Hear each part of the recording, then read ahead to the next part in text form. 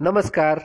DElEd અભ્યાસક્રમના દ્વિતીય વર્ષના આ વિડીયોમાં આપ સર્વેનું સ્વાગત છે. આજે આપણે ચર્ચા કરીશું કોર્સ 4B પદ્ધતિશાસ્ત્ર અને વિષયવસ્તુ વિજ્ઞાન અને ટેકનોલોજી ધોરણ 6 થી 8 એ વિષયના કેટલાક મુદ્દાઓની ચર્ચા કરીશું.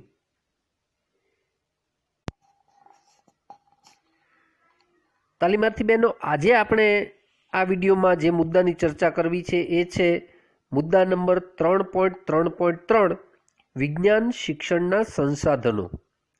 પ્રકરણ નંબર 3નો આ જે મુદ્દો છે વિજ્ઞાન શિક્ષણના સંસાધનો, એમાં કેટલાક સંસાધનો આવે છે એ પહેલાં આપણે એની કેટલીક પ્રસ્તાવનાની વાત કરી લઈએ. ખાસ કરી અને વિજ્ઞાન શિક્ષણની વાત કરીએ ત્યારે જીવંત અનુભવો દ્વારા જ્ઞાન પ્રાપ્તિની વાત એ સૌથી અગત્યની બની રહે. જીવંત અનુભવો દ્વારા જ્ઞાન પ્રાપ્તિ એ આમ જોઈએ તો વિજ્ઞાન શિક્ષણનો પાયાનો સિદ્ધાંત છે. અને એટલા માટે જ વિજ્ઞાનનું શિક્ષણ રસપ્રદ બનાવવા માટે, આનંદમય બનાવવા માટે અને વર્ગખંડની સીમાઓનો વિસ્તાર કરી વિવિધ પ્રવૃત્તિઓ દ્વારા શિક્ષણ આપવાની વાત જ્યારે કરીએ ત્યારે વિજ્ઞાન શિક્ષણ છે એ ખરા અર્થમાં સાર્થક થાય છે એમ આપણે કહી શકીએ. આજના સમયના સંદર્ભમાં જો વાત કરીએ તો વિજ્ઞાન શિક્ષણ હવે કથન અને નિદર્શનથી કરાવવા કરતાં સ્વ અનુભવે શીખે એ અભિગમ વધારે પ્રસ્તુત લાગે છે. એક સમય એવો હતો કે જ્યારે કથન અને નિદર્શનની પદ્ધતિને આદર્શ માનવામાં આવતી, પણ સમયાંતરે જેમ દરેક બાબતમાં ફેરફારો થાય છે, પરિવર્તન આવે છે, એમ વિજ્ઞાન શિક્ષણ માટેની પદ્ધતિના અભિગમમાં પણ સમયાંતરે ફેરફારો આવવા લાગ્યા છે. એટલે બાળકને વિજ્ઞાન શિક્ષણ કથન કે નિદર્શનથી કરાવવા કરતાં જાત અનુભવથી શીખવવાની વાત છે એ અભિગમ ખાસ તો વિજ્ઞાનના સંદર્ભમાં એ વધુ પ્રસ્તુત લાગે છે. આપણે બાળકની પ્રકૃતિ જાણીએ છીએ કે બાળક એ સ્વભાવે ચંચળ છે અને તેથી પ્રવૃત્તિ કેન્દ્રી અને આનંદદાયી વાતાવરણમાં બાળ વૈજ્ઞાનિકો વિજ્ઞાનની વિવિધ પ્રવૃત્તિઓ, પ્રયોગો કરે અને વિજ્ઞાન શિક્ષણ પ્રાપ્ત કરે તે વધારે ઈચ્છનીય છે. વિજ્ઞાન શિક્ષણમાં વિવિધ સંસાધનો દ્વારા આપણે તેને જરૂરી એવા અનુભવો પૂરા પાડી શકીએ છીએ. વિજ્ઞાન શિક્ષણને વધુ અસરકારક બનાવવા, અર્થપૂર્ણ બનાવવા અને જીવનલક્ષી બનાવવા માટે આ ત્રણેય બાબતો અગત્યની છે. વિજ્ઞાન શિક્ષણને વધારે અસરકારક બનાવવાનું છે. અસરકારકતા વધવાની સાથે સાથે તે અર્થપૂર્ણ પણ બનવું જોઈએ અને સાથે સાથે જીવનલક્ષી તો છે જ કે જે વસ્તુ જીવન માટે ઉપયોગી છે તે બાબતો આપણે વિજ્ઞાનના સંદર્ભમાં બાળકને શીખવવાની છે અને એનો વૈજ્ઞાનિક અભિગમ બાળકની અંદર વિકસે તે બાબત અગત્યની છે. અને એટલા માટે શાળા કક્ષાએ કે શાળા બહાર બંને રીતે હેતુપૂર્ણ રીતે કરવામાં આવતી વિવિધ ક્રિયાઓ, જુઓ ક્રિયાઓ કરાવવાની છે પણ હેતુપૂર્ણ રીતે કરવામાં આવતી વિવિધ ક્રિયાઓ, રમતો, મુલાકાત, પ્રવાસ, અવલોકન અને પ્રયોગો આ બધાને આપણે વિજ્ઞાન શિક્ષણના સંસાધનો તરીકે ઓળખીએ છીએ. આ બધાને આપણે વિજ્ઞાન શિક્ષણના સંસાધનો તરીકે ઓળખી શકીએ. આ સંસાધનોમાં બે પ્રકાર હોઈ શકે. પહેલો પ્રકાર છે માનવીય અને બીજો છે ભૌતિક. માનવીય સંસાધનો કયા હોઈ શકે તો કે ડૉક્ટર, ખેડૂત, ઇજનેર, આ બધા માનવીય સંસાધનો. અને ભૌતિક સંસાધનોમાં તો કે વિજ્ઞાન પ્રયોગશાળા, સંગ્રહાલય, વિજ્ઞાન કેન્દ્રો, ડેમ, ફેક્ટરી, દૂધની ડેરી, આ બધા જ જે છે એ ભૌતિક સંસાધનોમાં એનો સમાવેશ આપણે કરી શકીએ. તો ચાલો સૌથી પહેલાં વિજ્ઞાન શિક્ષણના સંસાધનો છે એ પૈકી પહેલું જે છે ક્ષેત્રીય મુલાકાત, તેની વિશે હવે આપણે વિગતવાર માહિતી મેળવીએ. તો જોઈએ ક્ષેત્રીય મુલાકાત. ક્ષેત્રીય મુલાકાતની વાત કરીએ ત્યારે ફરી પાછું આપણને અનુભવજન્ય જ્ઞાન એ યાદ આવે. કારણ કે અગાઉ હમણાં જ પ્રસ્તાવનામાં વાત કરી તે રીતે કે બાળકને જે શિક્ષણ આપવાનું છે, ખાસ કરીને વિજ્ઞાન શિક્ષણ, એ અનુભવ દ્વારા જ્ઞાન પ્રાપ્તિ એ વિજ્ઞાન શિક્ષણના પાયાના સિદ્ધાંત તરીકે આપણે સ્વીકાર્યું છે. એટલે એ દ્રષ્ટિએ અનુભવજન્ય જ્ઞાન એ જો પાયાનો સિદ્ધાંત ગણીએ તો તેના દ્વારા જે મળતું જ્ઞાન છે એ ચિરકાલીન છે. લાંબા સમય સુધી યાદ રહેતું જ્ઞાન એટલે ચિરકાલીન જ્ઞાન. અને અનુભવજન્ય જ્ઞાન છે એ કેવું છે? ચિરકાલીન જ્ઞાન છે, લાંબા સમય સુધી યાદ રહેનારું.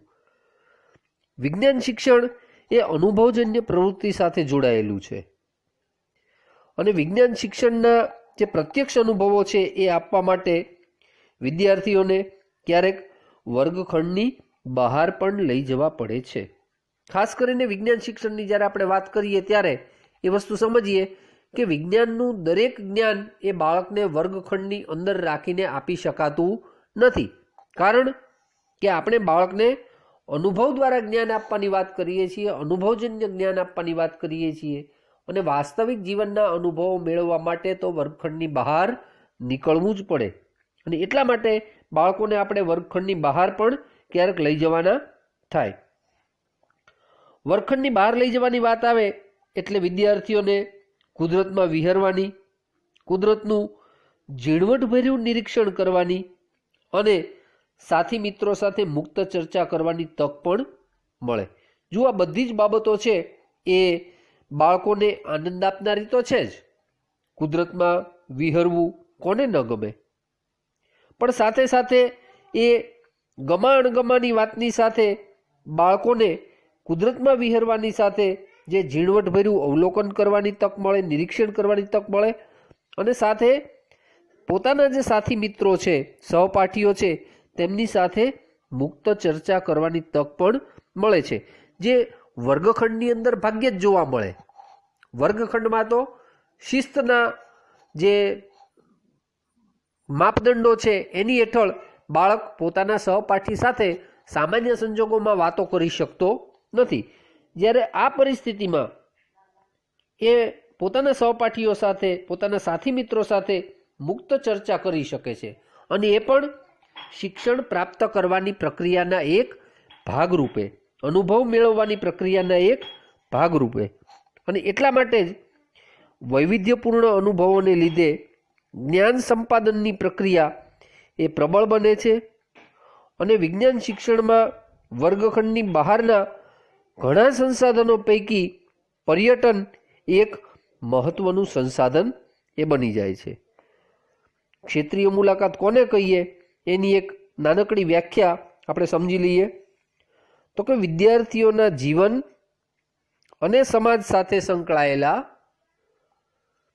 જીવંત અને વાસ્તવિક અનુભવો પૂરા પાડતા શિક્ષક દ્વારા આયોજિત વર્ગ બહારના કોઈ સ્થળનું સહેતુક આયોજનબદ્ધ નિરીક્ષણ એટલે ક્ષેત્રીય મુલાકાત. જુઓ તાલીમાર્થી બહેનો, ફરી એકવાર આ મુદ્દાને સમજવાનો પ્રયત્ન કરીએ, સાંભળતા પણ જઈએ, વાંચતા પણ જઈએ અને સાથે એ વસ્તુનો અર્થ પણ સમજતા જઈએ. ફરી એકવાર, વિદ્યાર્થીઓના જીવન અને સમાજ સાથે સંકળાયેલા જીવંત અને વાસ્તવિક અનુભવો પૂરા પાડતા. આ અનુભવ કેવો છે? જીવંત પણ છે અને વાસ્તવિક અનુભવ પણ છે. શિક્ષક દ્વારા આયોજિત. જો આ જે સમગ્ર પ્રક્રિયા છે એ કેવી છે? શિક્ષક દ્વારા આયોજિત છે. અહીંયા એમને આંટો મારવા જવાની કોઈ વાત આવતી નથી. ખાસ ધ્યાનમાં રાખીએ, શિક્ષક દ્વારા આયોજિત આ પ્રક્રિયા છે. સમગ્ર પ્રક્રિયા છે એનું આયોજન કોણે કરેલું છે? શિક્ષકે પૂર્વ આયોજન એનું કરેલું છે. ક્ષેત્રીય મુલાકાતની આ બહુ મહત્વની ખાસિયત છે કે એમને ટહેલવા જવાની કોઈ વાત નથી.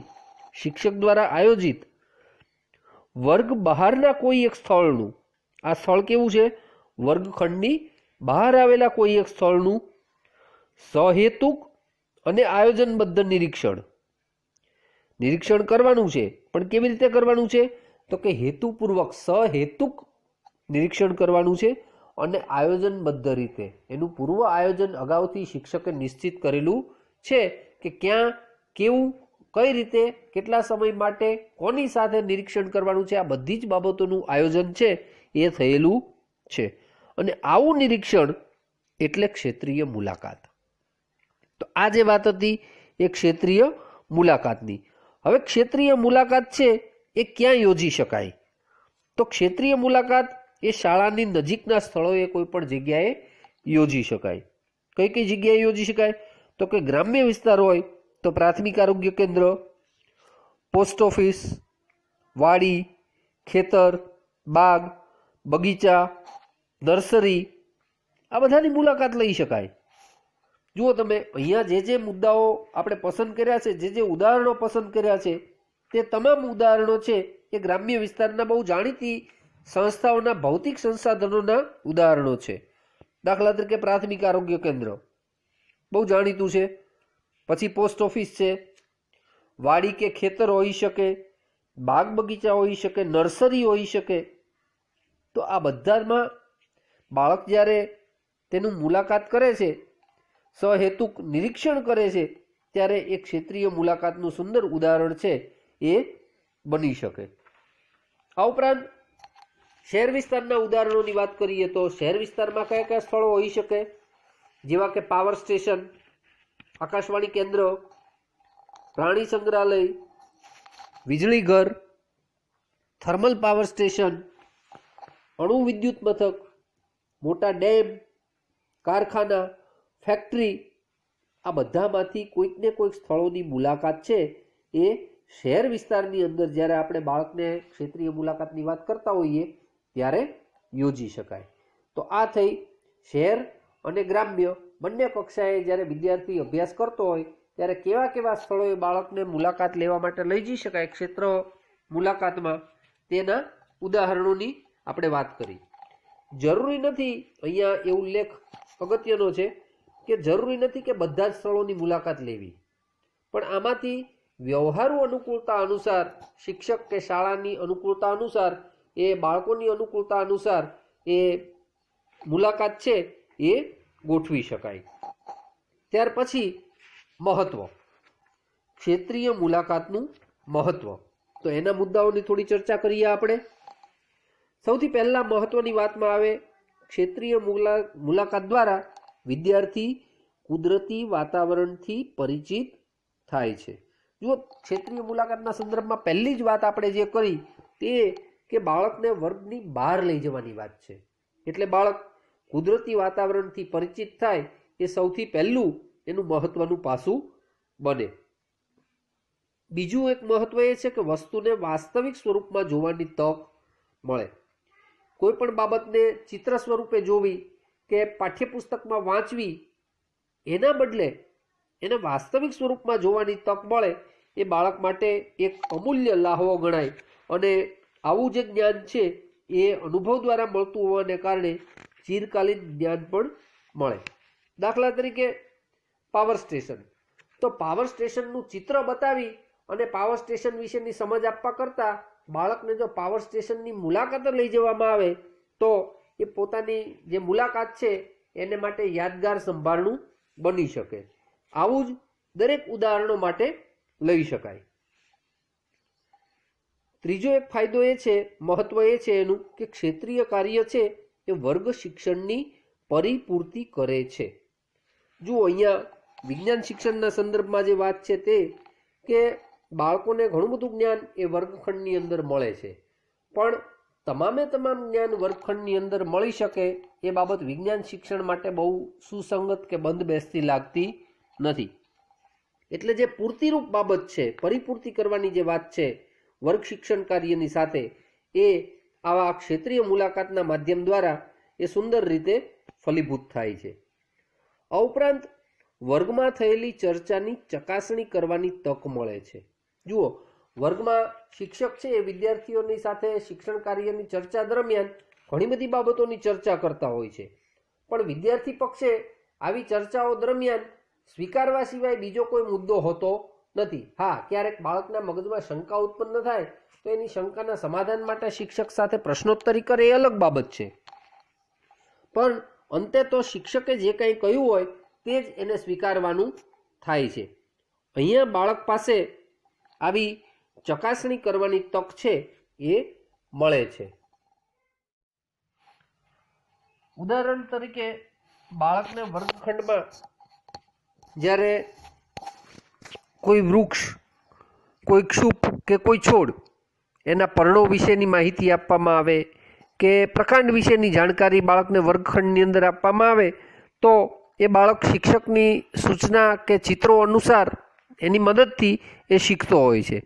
પણ એ જ બાબતની ચકાસણી જો બાળકને કોઈ વાડી કે ખેતરની મુલાકાત લઈ જવામાં આવે, કોઈ બાગ બગીચા કે નર્સરીની મુલાકાત દ્વારા કરાવવામાં આવે તો આવી ક્ષેત્રીય મુલાકાતમાં એ બાળક વર્ગખંડમાં થયેલી જે ચર્ચા છે એની ચકાસણી કરી શકે છે કે શિક્ષકે જે તે પ્રકારના પર્ણો કે જે તે પ્રકારના પ્રકાંડ એની ચર્ચા કરી હોય તો એ સીધી તેની ચકાસણી છે એ કરવાની તક એ બાળક પાસે રહે છે.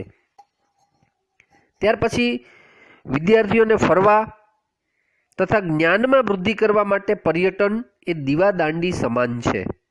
જુઓ, વિદ્યાર્થીઓને ફરવા માટે પણ અને જ્ઞાનમાં વૃદ્ધિ કરવા માટે પણ પર્યટનને દીવાદાંડી સમાન કહ્યું છે. દીવાદાંડીનું કાર્ય શું છે તો કે સાચી દિશા એ દર્શાવવાનું કામ એ દીવાદાંડીનું છે.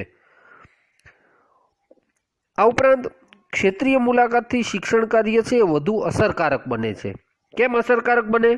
કારણ કે વાસ્તવિક જીવન પદ્ધતિના અનુભવો છે એ આમાં વણાઈ ગયા છે અને માટે વાસ્તવિક જીવન પદ્ધતિના અનુભવોને કારણે એની અસરકારકતા છે એ વધે છે. ખાસ કરીને પર્યાવરણમાં કે પ્રકૃતિમાં વિજ્ઞાન કઈ જગ્યાએ છે તેની જાણકારી એ બાળક મેળવી શકે છે.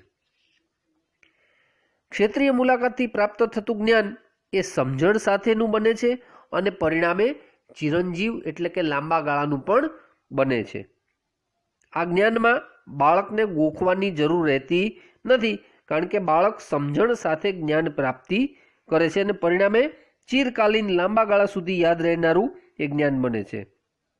આ ઉપરાંત પ્રકૃતિને વધુ નજીકથી જોવાની તક એ બાળકને આ પદ્ધતિની અંદર મળતી હોય છે. હવે ક્ષેત્રીય મુલાકાતના આયોજન કરવા માટે ધ્યાનમાં રાખવાની બાબતો, તો ચાલો કઈ બાબતો ધ્યાનમાં રાખવી જોઈએ એના મુદ્દાઓ જોઈ લઈએ. સૌથી પહેલાં તો ક્ષેત્રીય મુલાકાત માટેના હેતુઓ નક્કી કરવા.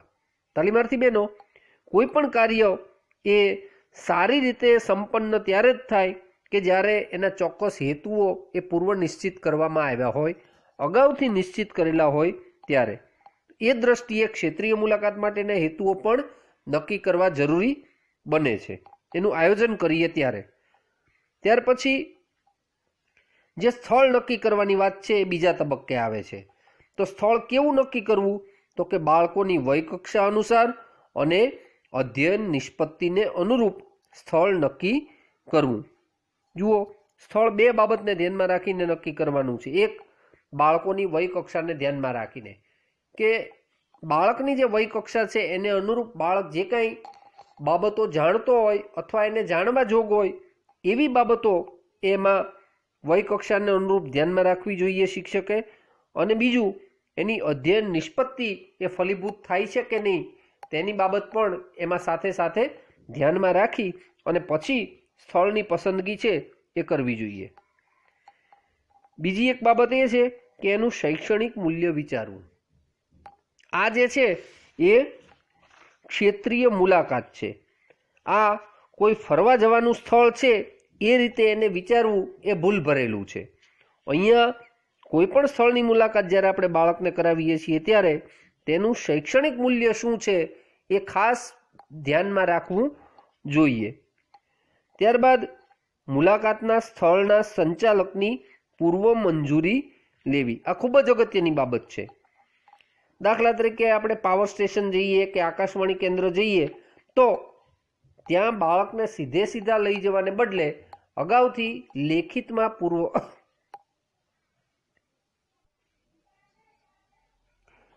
પૂર્વ મંજૂરી છે એ લેવી જોઈએ. આ ઉપરાંત જે તે સ્થળના સંચાલકની પૂર્વ મંજૂરી લેવાની સાથે વિદ્યાર્થીના માતા પિતાની મંજૂરી પણ લેવી આવશ્યક છે. કારણ કે પોતાનું બાળક શાળા સિવાયની બીજી કઈ જગ્યાએ જાય છે એ જાણવાનો અને એની માહિતી રાખવાનો એ દરેક માતા પિતાને અધિકાર છે અને શિક્ષકે એ માહિતી અથવા તો શાળા દ્વારા એ માહિતી બાળકના માતા પિતા સુધી પહોંચાડવી એ સંસ્થાની ફરજમાં પણ આવે છે. એટલે માતા પિતાની મંજૂરી એ દરેક વિદ્યાર્થી માટે આવશ્યક બાબત છે. હવે જોઈએ ક્ષેત્રીય મુલાકાતના સ્થળની મુલાકાતે જતા કઈ કઈ બાબતો ધ્યાનમાં રાખવાની છે એના થોડા મુદ્દાઓ જોઈ લઈએ. સૌપ્રથમ તો વિદ્યાર્થીઓને ક્ષેત્રીય મુલાકાતના સ્થળે કેવી રીતે જવાનું, શું જોવાનું, શું એકઠું કરવાનું, કયા મુદ્દા નોંધવાના વગેરે બાબતોનો ખ્યાલ એ શિક્ષકે આપવો જોઈએ. કઈ કઈ બાબતો છે તો કે જવાનું કેવી રીતે છે, ત્યાં જઈને શું જોવાનું છે, કંઈ એકઠું કરવાની વાત હોય તો શું એકઠું કરવાનું છે, ખાસ તો નોંધ કરવાની વાત હોય તો કયા મુદ્દા નોંધવાના છે, એ બધી બાબતો છે એની જાણકારી શિક્ષકે બાળકને આપવી જોઈએ. ત્યારબાદ વિદ્યાર્થીઓના નાના નાના જૂથ પાડી માહિતીના સંકલનની કામગીરી પણ તેમને સોંપવી. પછીનો મુદ્દો છે મુલાકાતના સ્થળે શિક્ષકે શિક્ષણના જે મુદ્દા તરફ વિદ્યાર્થીઓનું ધ્યાન કેન્દ્રિત કરવું. કારણ કે બાળક પરિસ્થિતિ એવી બને છે કે જ્યારે બાળકને મુલાકાતે લઈ જવામાં આવે, શિક્ષક જ્યારે બાળકોને જે તે સ્થળની મુલાકાતે લઈ જાય ત્યારે ઘણા બધા મુદ્દાઓ એવા હોય છે કે જેના તરફ બાળકોનું ધ્યાન એ સ્વાભાવિકપણે આકર્ષિત થાય.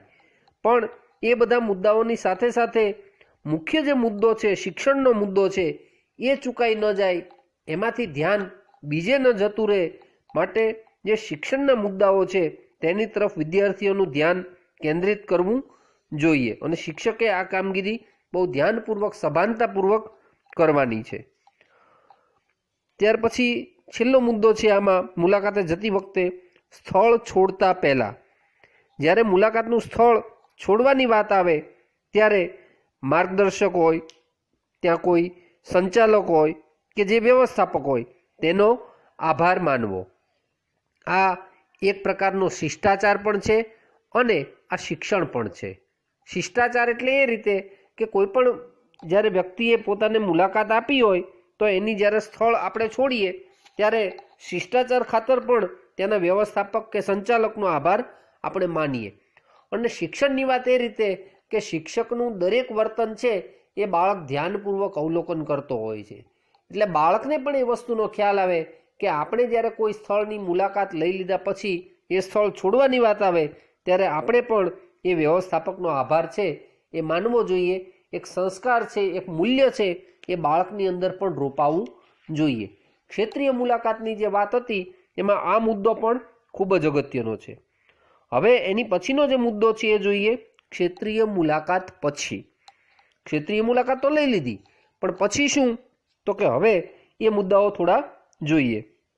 સૌ પ્રથમ શું કરવાનું છે તો કે વિદ્યાર્થીઓના વિવિધ જૂથોએ મેળવેલી માહિતીનું સંકલન કરવું. શિક્ષકે જ્યારે વ્યવસ્થાના ભાગરૂપે જુદા જુદા વિદ્યાર્થીઓના જૂથને જુદી જુદી માહિતીનું એકત્રીકરણ કરવાનું સોંપેલું હોય, પણ જ્યારે ક્ષેત્રીય મુલાકાત પૂરી થાય પછી આ જૂથોએ જે મેળવેલી માહિતી છે એનું સંકલન કરવાની વાત આવે. એટલે સૌથી પહેલું કામ વિદ્યાર્થીઓના વિવિધ જૂથોએ મેળવેલી માહિતીનું સંકલન કરવું. ત્યારબાદ વર્ગ સમક્ષ કે પ્રાર્થના સભામાં, શાળાની અંદર વાત છે, વર્ગ સમક્ષ કે પ્રાર્થના સભામાં મૌખિક અને લેખિત અહેવાલ એ રજૂ કરવો. મૌખિક અહેવાલ પણ રજૂ કરવો અને લેખિત અહેવાલ પણ બાળકો પાસેથી લેવાનો છે કે જે એ શિક્ષકને પોતાના રેકોર્ડમાં રાખવા માટે પણ ખ્યાલ આવે અને બાળકને લખવાની પણ ટેવ પડે. એટલે મૌખિક અને લેખિત બંને સ્વરૂપમાં અહેવાલ છે એ રજૂ કરવાની વાત છે. ત્યારબાદ ક્ષેત્રીય મુલાકાતના સ્થળથી જો કંઈ નમૂનાઓ લેવામાં આવ્યા હોય, કોઈ ચિત્રો, કોઈ આકૃતિઓ, આ બધું જો પ્રાપ્ત થયું હોય તો શાળા કક્ષાએ તેનું પ્રદર્શન યોજવું અને તેની યોગ્ય જાળવણી કરવી.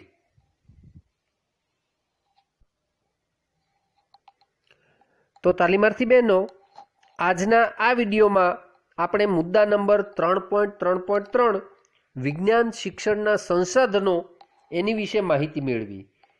શરૂઆતમાં સંસાધનોના પ્રકાર વિશે માહિતી મેળવી, જેમાં 2 પ્રકારો જોયા, માનવીય અને ભૌતિક.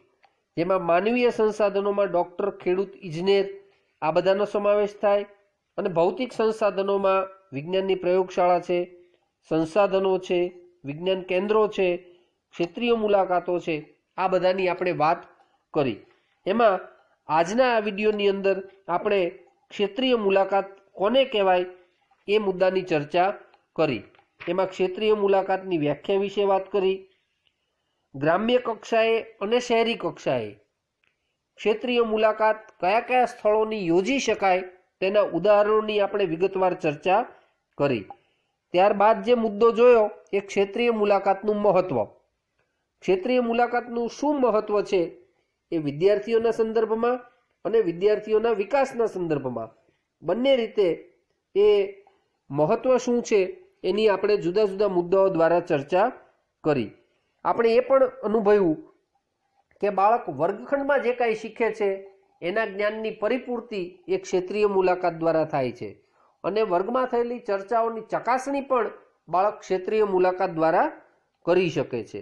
અને સાથે સાથે ક્ષેત્રીય મુલાકાત દ્વારા જે જ્ઞાન પ્રાપ્તિ થાય છે એ વાસ્તવિક છે, ચિરકાલીન છે, અને પ્રકૃતિને વધુ નજીકથી જોવાની તક પણ બાળકને એના દ્વારા મળે છે. આ ઉપરાંત આપણે જે મુદ્દો જોયો ક્ષેત્રીય મુલાકાતના આયોજન માટે ધ્યાનમાં રાખવાની બાબતો. કઈ કઈ બાબતો ધ્યાનમાં રાખવી જોઈએ તો એમાં હેતુઓ નક્કી કરવા, અધ્યયન નિષ્પત્તિને અનુરૂપ સ્થળ નક્કી કરવું, તેનું શૈક્ષણિક મૂલ્ય વિચારવું, સંચાલકની પૂર્વ મંજૂરી અને માતા પિતાની પૂર્વ મંજૂરીની વાત પણ કરી. ત્યારબાદ ક્ષેત્રીય મુલાકાતના સ્થળેની મુલાકાતે જતા શું શું કરવાનું છે, તો કઈ કઈ બાબતોના મુદ્દા નોંધવાના છે, શું કરવાનું, શું જોવાનું, આ બધી બાબતોનો ખ્યાલ શિક્ષકે આપવાનો છે. જુદા જુદા જૂથ વિદ્યાર્થીઓના પાડવાના છે અને માહિતી એકત્રીકરણની કામગીરી સોંપવાની છે. વિદ્યાર્થીઓનું મહત્વના મુદ્દા તરફ ધ્યાન કેન્દ્રિત કરવાનું છે. અને છેલ્લે સ્થળ છોડતા પહેલાં જે તે સંચાલક કે વ્યવસ્થાપક કે માર્ગદર્શકનો આભાર માનવાનો છે.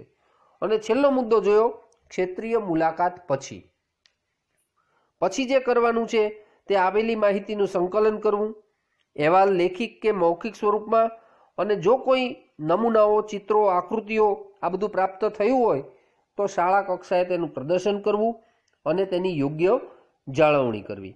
આ બધા મુદ્દાઓની વાત આપણે આ ક્ષેત્રીય મુલાકાતના સંદર્ભમાં સમજ્યા. તાલીમાર્થી બહેનો, હવે પછીના વિડીયોમાં આપણે એ પછીના મુદ્દાઓની ચર્ચા કરીશું.